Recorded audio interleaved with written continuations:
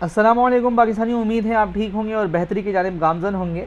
मौजूदा सियासी सूरत हाल और इंतहाई अहम तैनाती के ऊपर एक पुरानी हिकायत जो है वो याद आई। किसी ज़माने में एक किसान था तो अपने घर में मौजूद चूहे से बड़ा तंग था। चूहा पकड़ने के लिए वो चूहादानी लेके आया।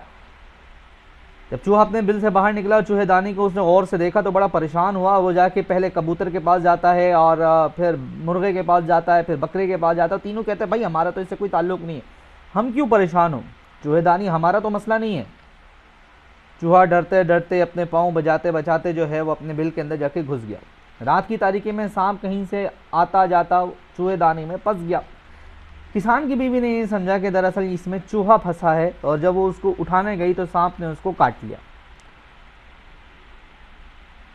हकीम को बुलाया गया किसान की तरफ से, तो हकीम ने किसान साहब को बताया कि भाईजान आप एक काम करो, इसको कबूतर जो है काट के इसको खिलाओ और तब जाके इसके अंदर अफाका होगा। अब वो जो कबूतर साहब थे जिन्होंने कहा चूहेदानी तो मेरा मसला नहीं है, पहले उनको हलाल किया गया। फिर तबीयत और बिगड़ गई, आराम ना आया तो लोग अयादत करने के लिए आने लगे, आसपास के लोग। तो उनकी ज़ियाफ़त के लिए मुर्गे को ज़बह किया गया। तो चंद दिनों के बाद किसान की बीवी मर गई। तो वो जो एक बकरा था, ताज़ा ताज़ा सा बकरा, उसको काटा गया लोगों की ज़ियाफ़त के लिए। अब जिस घर के अंदर चूहे ने बकरे को बताया, मुर्गे को बताया, साथ में कबूतर को बताया, उन्होंने कहा चूहेदानी हमारा मसला नहीं है। वो सारे के सारे पिया देश सुधार चुके थे और अपना जो चूहा था वो सामान उठाकर अपना बहुत दूर निकल चुका था।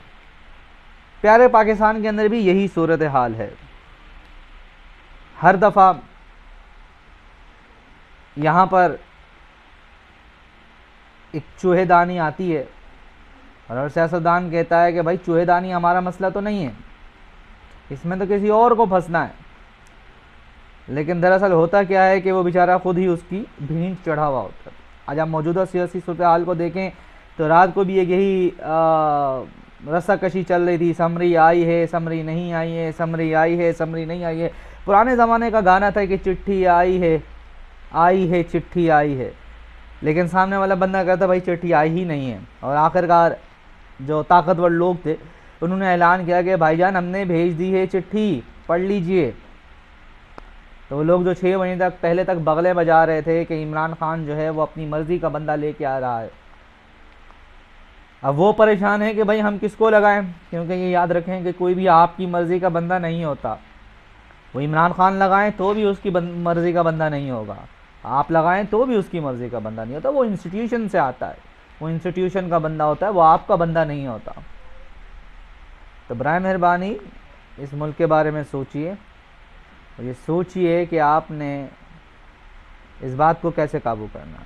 सुप्रीम कोर्ट की तरह जो मोस्ट सीनियर जर्नल है, कानून में तरमीम कीजिए कि वो ऑटोमेटिक जो है वो चीफ ऑफ आर्मी स्टाफ लगेगा, और उसके लिए मुद्दत 3 साल ज़रूरी नहीं है। मिसाल से सुप्रीम कोर्ट का चीफ जस्टिस 2 महीनों के लिए भी बन सकता है, इस तरीके से आर्मी चीफ भी 2 महीनों के लिए बन सकता है, ताकि कोई मोनोपोली कायम ना हो, सियासतदान उसको मिसयूज़ ना कर सके। ये फ़ौज के इदारे के लिए भी बेहतर है। फ़ौज एक इंतहाई मोतबर इदारा है, हमारे लोगों की कुर्बानियाँ हैं। अब चंद लोगों के अना की वजह से जो है इसे हम कुर्बानी की भींट नहीं चढ़ा सकते। हमने 80,000 सिविलियंस की जानें दी हैं, ऑफिसर्स की, सिपाहियों की जानें इसके अलावा हैं। मतलब आप हमें हिसाब तो चाहिए। 12 अरब के असासे निकल आए इज़्ज़त माब जनाब चीफ साहब की बहू के, तो कहाँ से आए हैं। हमने मरियम साहिबा से तो ये बहुत पूछा कि किसने दिए हैं ये कंगन, कहाँ से आए हैं ये कंगन। तो हम इज़्ज़त माब चीफ साहब की बहू से भी पूछ सकते हैं कि भाईजान ये जो आपके बहन जी, ये जो आपके असासे हैं ये कहाँ से आए हैं। लेकिन पर जलते हैं, यहाँ पे डर लगता है, यहाँ पर बच्चों के यतीम होने से डर लगता है, बीवियों के बेवा होने से डर लगता है, क्योंकि ताकत के जो दरवाज़े हैं वो बहुत ताकतवर हैं, उनके पीछे जो लोग हैं वो बहुत ताकतवर हैं। बाहर के अगर इस मुल्क की जमहूरियत को मजबूत करना है तो सियासतदानों को कठपुतली बनने से रोकना होगा अपने आप को। कभी कोई कठपुतली बनता है, कभी कोई कठपुतली बनता है, कोई 10% बनता है, कोई 100% कठपुतली बनता है। कोई थोड़े से बूट पॉलिश करता है, कोई 100% बूट पॉलिश करता है।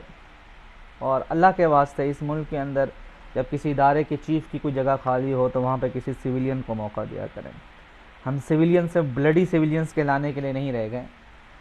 इस धरती की माओ ने बेटे जन्नत छोड़ नहीं दिए हैं काबिल बेटे की। कोई भी किसी भी इदारे का जो चीफ़ है वो रिटायर्ड जर्नल या रिटायर्ड जज ही लग सकता है।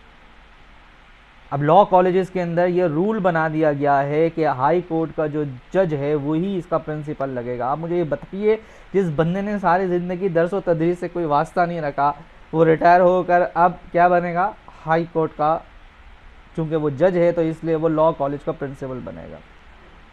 तो अपनी अपनी कमाई के धंधे बना के रखे हुए जनाब, और इस मुल्क के अंदर जो है, इस मुल्क के लोगों का कोई सोचने वाला नहीं है। अमेरिका के अंदर गूगल का जो फेसबुक का जो बानी है बिल गेट्स, वो अपनी ऑर्गेनाइजेशन के अंदर ज़ाहिर ऐसे लोग तो नहीं रखेगा जो किसी ख़ास इदारे से आए हुए होंगे। इसी तरीके से अभी पिछले दिनों ट्विटर का जो सीईओ था वो एक इंडियन था। इसी तरीके से गूगल का जो सीईओ है इस वक्त वो भी एक इंडियन है। तो हम क्या कॉर्पोरेट जो इंडस्ट्री है, आप इसके अंदर चले जाएं तो जो काबिल लोग हैं वो ऊपर आते हैं। हमारे मुल्क के अंदर अगर एक रिटायर्ड जज है तो वो काबिल होगा, एक रिटायर्ड जर्नल है तो वो काबिल होगा, रिटायर्ड ब्रिगेडियर है, रिटायर्ड मेजर है तो वो काबिल होगा किसी भी इदारे का चीफ लगने के लिए। तो ये बंद होना चाहिए। इस मुल्क में और भी बहुत सारे लोग हैं, तो अपना अपने रिश्तेदारों का, अपने अजीज़ व अकारिब का, सबका ख्याल रखिएगा। इस मुल्क की जमहूरियत को मजबूत रखिएगा। अल्लाह हाफ़िज़।